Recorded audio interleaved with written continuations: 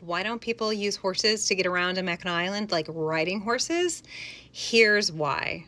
It is easier to feed, care for, and water a bicycle than a horse.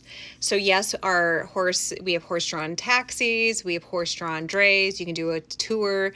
You can rent a horse and carriage to like do a little excursion, but it's just not practical for people to ride horses to get around as their transportation. Not only do you need a lot of space and money to be able to feed the horses and export the food off island to the island, and then like winter on the island with the horse, like all of that.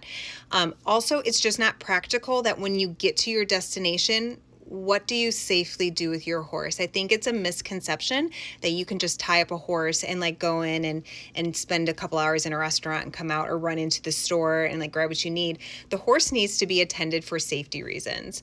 Horses easily get spooked, and there's a lot going on downtown that it's just not safe to leave your horse unattended, even if it's tied up. If you are aware and like observe which I'm not saying you're not aware, but like if you observe how the carriages and drays and stuff are operated here on the island, you'll see that there are very specific ways that they do it. My partner works for the carriage tours, and so sometimes he will get the job of holding lines for the drivers who need to go to the bathroom, get something to drink, or have to hop off, because the horses cannot be unattended.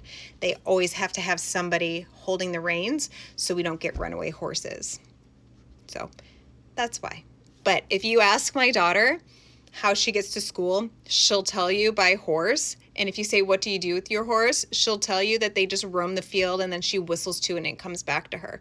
She will blatantly lie to your face if you start asking questions to her because she lives here. That's like how she copes with the attention. So don't believe everything you hear.